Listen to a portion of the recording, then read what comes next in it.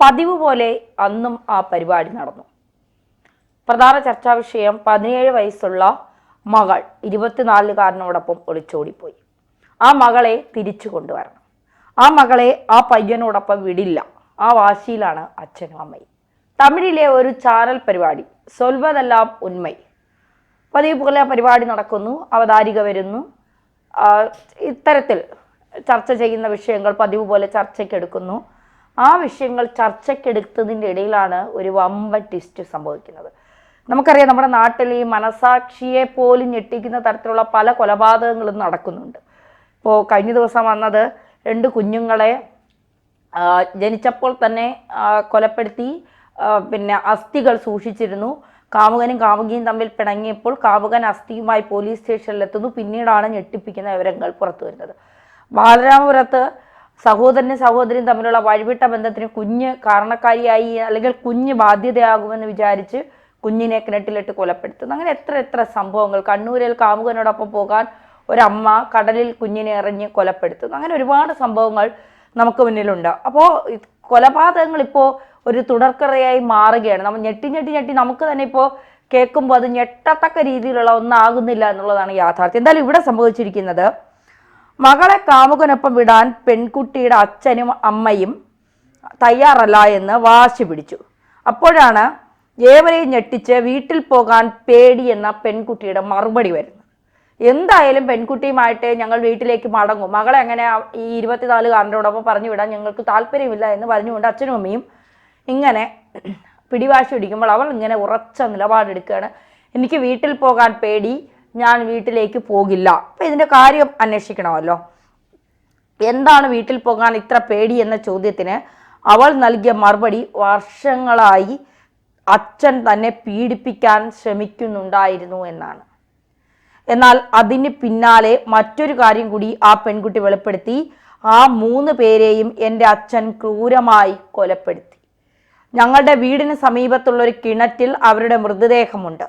Reality ഷോയിലെ ആ പെൺകുട്ടിയുടെ വെളിപ്പെടുത്തലിൽ കേട്ടു നിന്നവർ അമ്പരന്നു. ഒടുവിൽ ആ വെളിപ്പെടുത്തലിൽ സംഭവിച്ചത് തമിഴ്നാടിനെ തന്നെ ഏറെ നടുക്കിയ 3 കൊലപാതകങ്ങളുടെ വിവരങ്ങളാണ്. 24കാരനായ സതീഷ് കുമാർ ചാനലിൽ വിളിച്ച് താൻ ഭാർഗവി എന്ന പെൺകുട്ടിയുമായി പ്രണയത്തിലാണെന്നും വീട്ടുകാർ സമ്മതിക്കാതായതോടെ തങ്ങൾ ഒളിച്ചോടിയെന്നും അറിയിച്ചു. ഭാർഗവിയുടെ വീട്ടുകാർ ഭീഷണിപ്പെടുത്തുന്നുണ്ടെന്നും റിയാലിറ്റി ഷോയിൽ ഇക്കാര്യം ചർച്ച ചെയ്യണമെന്നും സതീഷ് ആവശ്യപ്പെടുകയും ചെയ്തു. പിന്നാലെയാണ് ഭാർഗവി, സതീഷ് കുമാർ, അവരുടെ മാതാപിതാക്കൾ എന്നിവർ പരിപാടിക്കെത്തിയത്. ഷോയിൽ സംസാരിച്ചുകൊണ്ടിരിക്കുമ്പോഴാണ് ഭാർഗവിക്ക് 17 വയസ്സ് മാത്രമേ ആയിട്ടുള്ളൂ എന്ന കാര്യം അവതാരിക മനസ്സിലാക്കുന്നത്. പിന്നാലെ വീട്ടിൽ നിന്ന് എന്തൊക്കെ സമ്മർദ്ദമുണ്ടെങ്കിലും മാതാപിതാക്കളുടെ കൂടെ പോകുന്നതാണ് നല്ലതെന്ന് അവർ ഭാർഗവിയോട് പറഞ്ഞു. പക്ഷേ അത് സമ്മതിക്കാൻ ആ പെൺകുട്ടി തയ്യാറായിരുന്നില്ല. എന്താണ് സ്വന്തം വീട്ടിൽ പോകാൻ ഇത്ര ഭയമെന്ന് അവതാരിക ചോദിച്ചപ്പോഴാണ് തൻ്റെ സ്വന്തം അച്ഛൻ തന്നോട് മോശമായ രീതിയിൽ പെരുമാറിയെന്ന് ഭാർഗവി പറഞ്ഞത്. കൂടാതെ അച്ഛൻ 3 പേരെ കൊന്നിട്ടുണ്ട് എന്നും അവൾ പരിപാടിയിൽ വെച്ച് വെളിപ്പെടുത്തി. ഭാർഗവിയുടെ വെളിപ്പെടുത്തൽ അടങ്ങിയ എപ്പിസോഡ് ചാനൽ 2012 മെയ് 28 സംപ്രേഷണം ചെയ്തിരിക്കുന്നത്. പിന്നാലെ പോലീസ് ഭാർഗവിയുടെ വീടിന് സമീപം പരിശോധിച്ചു. വീടിന് സമീപമുള്ളൊരു മൂടപ്പെട്ട കിണറായിരുന്നു പോലീസ് ഉദ്യോഗസ്ഥരുടെ ലക്ഷ്യം. അവർ JCB ഉപയോഗിച്ച് അവിടെ പരിശോധിക്കാൻ തുടങ്ങി. തിരച്ചിലിൽ ആദ്യമൊന്നും കിട്ടിയില്ലെങ്കിലും കൂടുതൽ ആഴത്തിൽ തിരഞ്ഞപ്പോൾ അവിടെ നിന്ന് 3 മൃതദേഹങ്ങളുടെ അവശിഷ്ടങ്ങൾ കണ്ടെത്തി. പിന്നാലെ മുരുകനെയും ഭാര്യ രാജേശ്വരിയെയും തേടി പോലീസ് അന്വേഷണം ആരംഭിച്ചു. ഒരാഴ്ചത്തെ തിരച്ചിലിനൊടുവിലാണ് പോലീസ് മുരുകനെയും ഭാര്യയും കണ്ടെത്തിയത്. ഒടുവിൽ ചാനലിന്റെ പേരിൽ ഫോൺ വിളിച്ചാണ് പോലീസ് പ്രതികളിലേക്ക് എത്തിയത്. നിങ്ങളുടെ നിരപരാധിത്വം തെളിയിക്കാൻ അവസരമൊരുക്കാമെന്നും ഞങ്ങൾ പറയുന്നിടത്ത് എത്തണമെന്നും പോലീസ് ആവശ്യപ്പെടുകയും പ്രസ് എന്ന ബാനർ ഒട്ടിച്ച കാലാണ് പോലീസ് അങ്ങോട്ടെത്തിയത്. അവരോട് മുരുകനെല്ലാം തുറന്നു പറയുകയുമായിരുന്നു. 3 കൊലപാതകങ്ങൾക്കും മുരുകനെ സഹായിച്ചത് ഭാര്യ രാജേശ്വരിയും സഹോദരൻ മതിയരശും ആയിരുന്നു.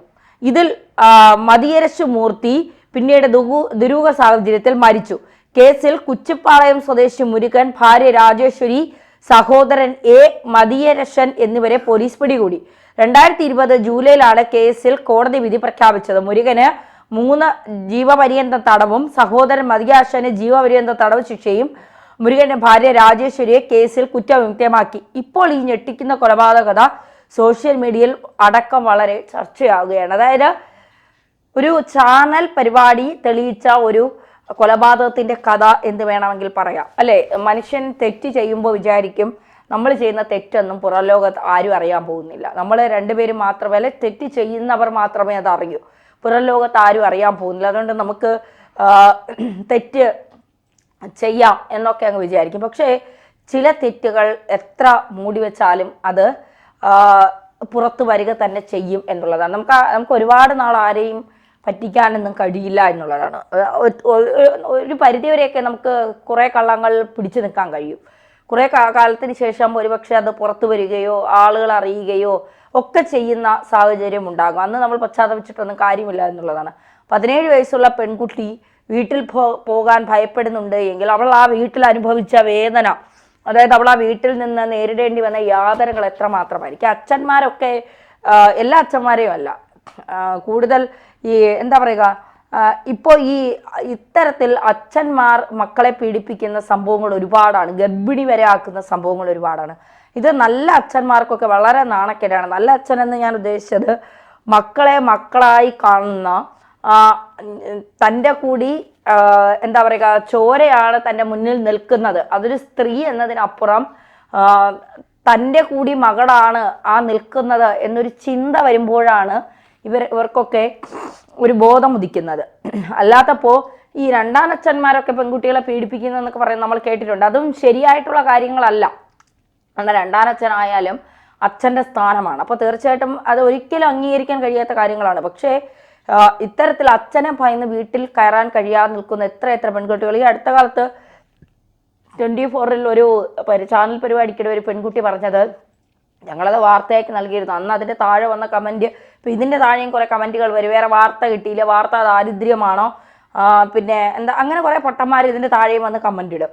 ആ വിഡ്ഢികളോടും എന്താ ബുദ്ധിയില്ലാത്തവരോടൊന്നും എനിക്കൊന്നും പറയാനില്ല. കാരണം നമ്മൾ എത്രത്തോളം ശബ്ദം ഉയർത്തുമോ അത്രത്തോളം മാത്രമേ അനീതിക്കെതിരെ നമുക്ക് പോരാടാൻ കഴിയുകയുള്ളൂ. ശബ്ദം ഉയർത്താതിരിക്കും തോറും നമ്മളെ ചവിട്ടി താഴ്ത്താൻ ഒരുപാട് പേർ ഉണ്ടാകും എന്നുള്ളതാണ്. ചില സാഹചര്യങ്ങളിൽ നമുക്ക് ശബ്ദമുയർത്താൻ കഴിയില്ല, നമ്മുടെ കൂടി ഒരു ദൗർബല്യമായിരിക്കാം അത്. എനിക്ക് അങ്ങനെ പലപ്പോഴും സംഭവിച്ചിട്ടുണ്ട്. ഇപ്പോൾ എന്നെയൊക്കെ ആരെങ്കിലും മുഖത്ത് നോക്കി പച്ചയ്ക്ക് തെറി പറഞ്ഞാൽ പോലും ചില സമയം നിസ്സഹായാവസ്ഥയിൽ നിൽക്കേണ്ടി വന്നിട്ടുണ്ട്. അതൊക്കെ നമ്മുടെ അവസ്ഥയുടേതാണ്. പക്ഷെ നമ്മുടെ ശരീരത്തിൽ നമ്മളറിയാതെ, നമ്മളോട് ചോദിക്കാതെ ഒരാൾ തൊട്ടാൽ തീർച്ചയായിട്ടും അതിനെതിരെ ശബ്ദിക്കാനും പറയാനും നമുക്ക് കഴിവുണ്ട് എന്നുള്ളതാണ്. അപ്പോൾ ഈ 24-ലെയും അവസ്ഥ ഇതുപോലെയാണ്. ഒരു പെൺകുട്ടി അച്ഛനെയും സഹോദരനെയും ഭയന്ന് വീട്ടിൽ കയറാൻ കഴിയാതെ അവൾ ഉലകം ചുറ്റിയ കഥയൊക്കെ അവൾ വന്ന ആ പരിപാടിയിൽ പറയുമ്പോൾ സത്യത്തിൽ കേട്ടുകൊണ്ടിരിക്കുമ്പോൾ നമുക്ക് തന്നെ കണ്ണ് നിറഞ്ഞു പോകും. അത്തരത്തിൽ ഈ മാതാപിതാക്കൾ ശാരീരികമായി ഉപദ്രവിക്കുമെന്ന് പറഞ്ഞ് വീട്ടിൽ കയറാൻ പറ്റാത്തൊരവസ്ഥയെക്കുറിച്ച് നിങ്ങളൊന്ന് ആലോചിച്ച് നോക്കൂ. എന്തായാലും ഭാർഗവി തുറന്ന് പറച്ചിൽ ഭാർഗവിയുടെ ജീവിതവും നേരെയായി കുറ്റവാളികൾ ശിക്ഷിക്കപ്പെടുകയും ചെയ്യും.